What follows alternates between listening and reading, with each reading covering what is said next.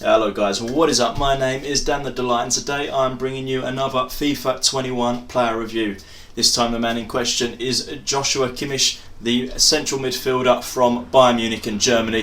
You can play him CDM, CM, CAM, whichever you would prefer. You can see by his stats that he can play anywhere that he wants really. But we're going to get through the stats, get to the attribute details, get to some gameplay, see what I think his stats should be and where he sits on the list of the best CMs that I've reviewed so far in FIFA 21. So as you can see, I was lucky enough to get him from the Foot Champs rewards, but we'll get through his stats there. So 5'9", high medium work rates, right footed, 3-star skill moves, 4-star weak foot. Pretty good for a central midfielder, that's what you want. 72 pace, 74 shooting, 87 passing, 85 dribbling, 82 defending and 81 physical. Some really nice stats there. So that's why I'm saying he can play in any of them positions that he wants. He comes standard in CDM. I converted him to a CM just to get him up the park a little bit more because he felt a bit too good, judging by them stats, to play in CDM. So hopefully that is the case in game. So we'll get into the attribute details now and break these down and then see how he plays in game.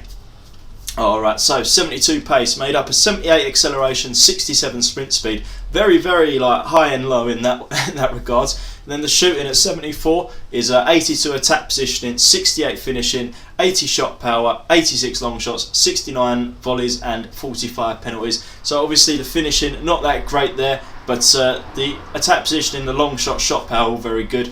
And then we're on to the passing now, which is really his creme de la creme. 87 passing, which made up 85 vision, 92 crossing, 62 free kick accuracy, 80 short pass, 87 long pass and 86 curve. So really it's the free kick accuracy there that has lowered that down a little bit. So if you take that out of the equation, the passing even goes up more. So I reckon in game it will feel a bit better than that.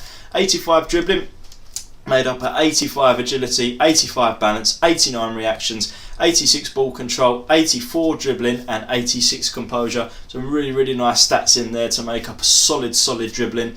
82 defending, made up of 83 interceptions, 73 heading accuracy, 83 defensive awareness, 85 standing, 85 sliding tackle. Some really nice stats there as well, which is why you can play him as a CDM as well if you wanted to. And then the 81 physical, made up of 81 jumping, 97 stamina, 69 strength, 91 aggression. Now that strength is quite low for a CDM, so although he's probably good at the tackling side, actually pushing people off the ball, like, he's probably not going to be that good at, as well as the finishing not going to be that great. So it's a bit of a strange card because he's got some really solid stats. It's just whether they're where you want them to be. The passing is really what I'm going to be looking forward to using. I'm going to try some long shots with him as well and just see if he's able to do them. But playing in that CM position, hopefully he'll just sort of be, and the higher medium work rates as well, hopefully he'll sort of just be going forward and backwards constantly, and he'll just be constantly where he needs to be, doing the bits, just like, you know, like a Yaya Toure kind of in real life would do. So I'm quite excited to get into it with him. So we're going to jump into some gameplay in just a moment. If you are enjoying the video, please do give it a thumbs up, hit the subscribe button, and as always, let me know if you have tried out this Joshua Kimmich card. It is his Team of the Week card, and I'm really excited to get into it. So just going to get into some gameplay now, and then we'll see where I think his stats really do feel like and where he sits on the list of the best CMs that we've used so far. So first of all, I want to say he is everywhere.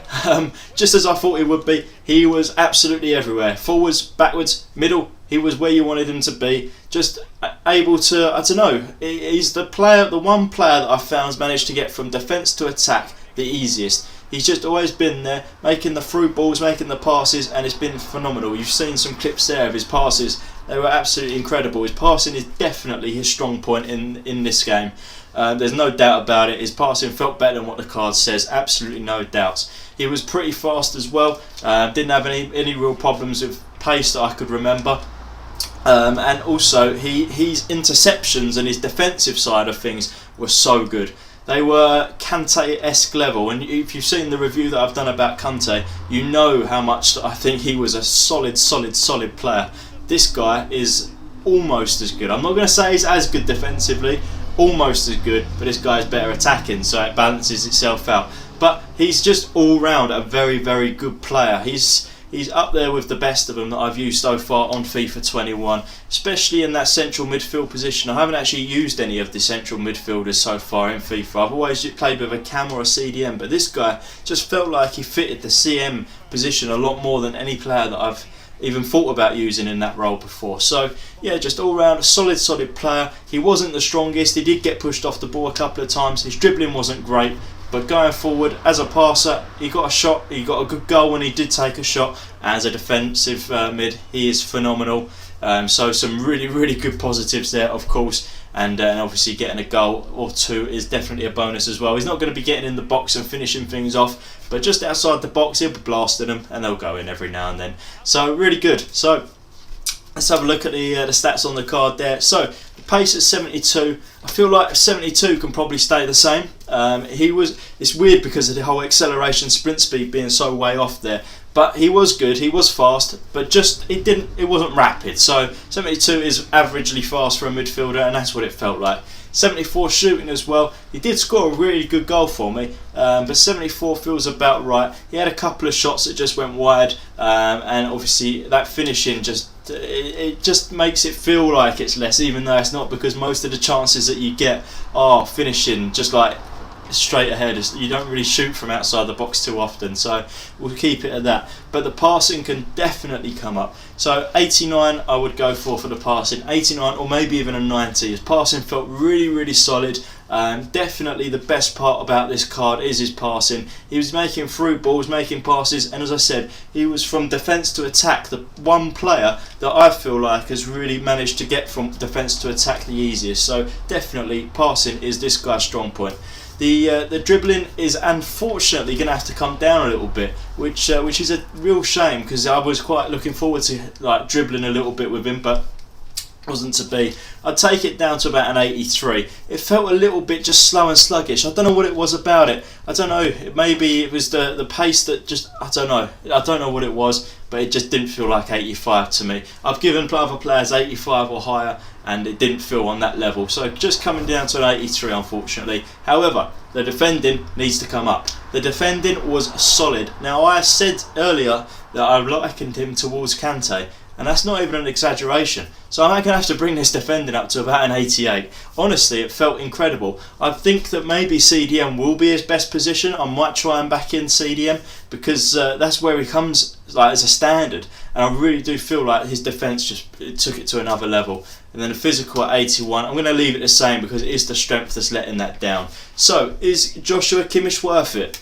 I'm going to have to say unfortunately not, just because of the price tag that's attached to him. However, he is a lot of fun, he is really good, and definitely if you've got coins to spare, go out and buy him, because he is a lot of fun.